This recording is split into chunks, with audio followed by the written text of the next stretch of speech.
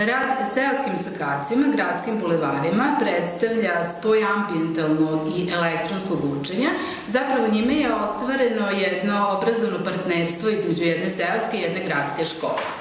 Mi smo nastavnu jedinicu Selo i grad, koja se nalazi u sadržajima predmeta Svet oko nas za 2. razred osnovne škole, realizovali tako što smo učenicima dali priliku da, naravno uz našu veliku pomoć i podršku, sami kreiraju nastavne sadržaje koje će učiti.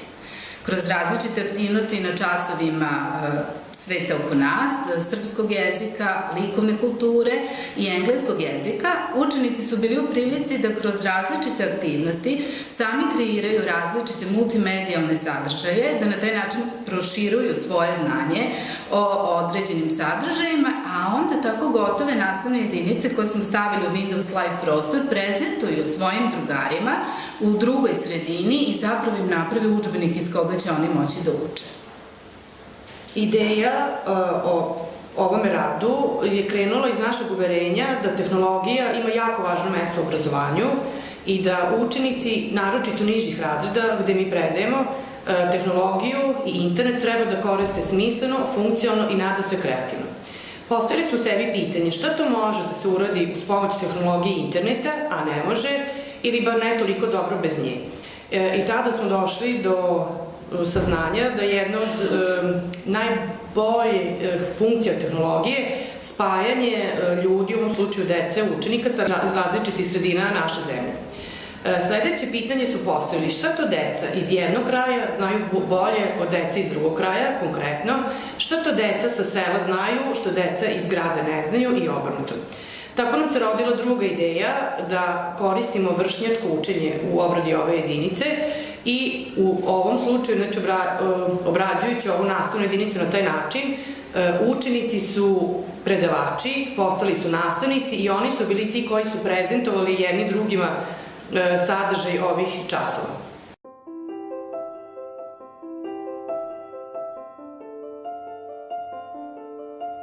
Nas 3 smo se upoznale i oformile tim posle jednog seminara o elektronskom učenju koje smo sve 3 pohađale i tu nas je spojila zapravo ideja da se to elektronsko učenje može primeniti u mlađim razredima osnovne škole, da je taj posao samim tim još zanimljiviji i kreativniji, kako to sve spustiti i približiti deci osnovnoškolskog uzrasta, a zapravo smo tako i rešili da kreiramo ovu digitalnu obrazovnu jedinicu. Ja sam kao nastavnik najviše bila oduševljena zbog toga što sam konačno mogla da primenim elektronsko učenje u nastavi, za koje smatram da je veoma važno i da ga deca veoma vole. I drago mi je što se to pokazalo da je tačno, zato što su i deca kroz celokupan ovaj rad uživela. Koliko u susretu sa elektronskim učenjem, toliko i kroz tu nekakvu ambijentalnu nastavu koju smo ostvarili tokom obilaska sela.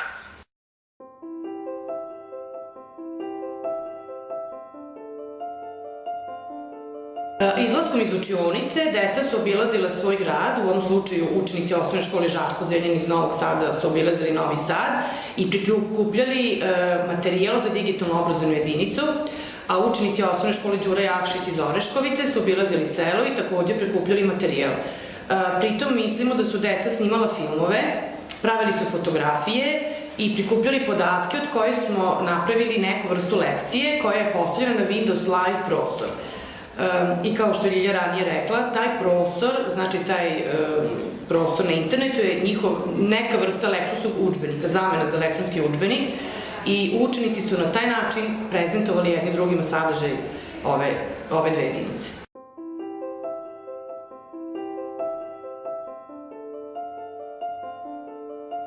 U ovom radu smo pokazali da osim nastavnika i učenik može biti kreator nastavnog materijala ako mu se daju precizna uputstva, ako se osmisli njegov rad i ako mu se pomogne pri tom radu. Mi smo u ovaj rad uključili i roditelje,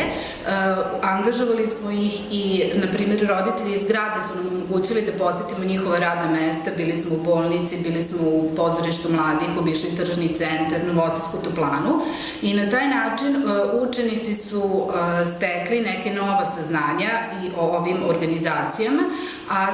bili su u mogućnosti i da to svojim drugarima pokažu.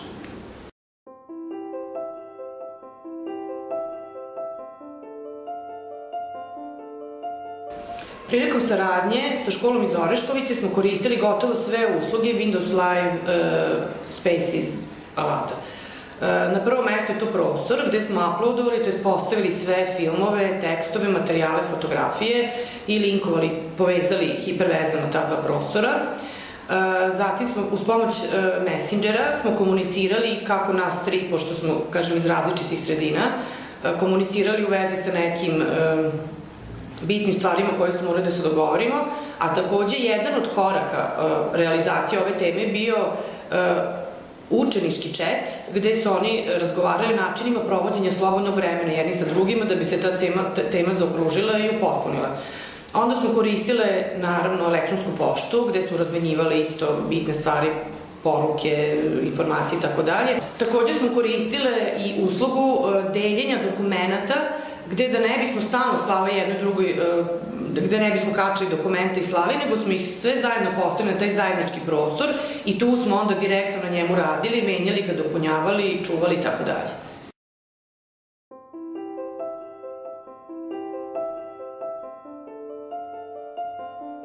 Pa tokom rada nailazili smo na nekakve manje probleme. Jedan od problema je bio što često nismo mogli da uskladimo raspored časova, odnosno da sve tri imamo u isto vreme, ili čas ili pauzu. Problem na koji smo takođe naišli je taj što često u određeno vreme informatički kabinet u osnovnoj školi Žarko Zrenjanin nije bio slobodan, a ovde kod mene u školi, pošto nemamo baš dovoljan broj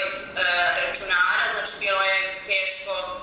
instalirati pojedine programe koje smo koristili, to je oduzimalo mnogo vremena, tako da smo od nekih planiranih aktivnosti na kraju odustali.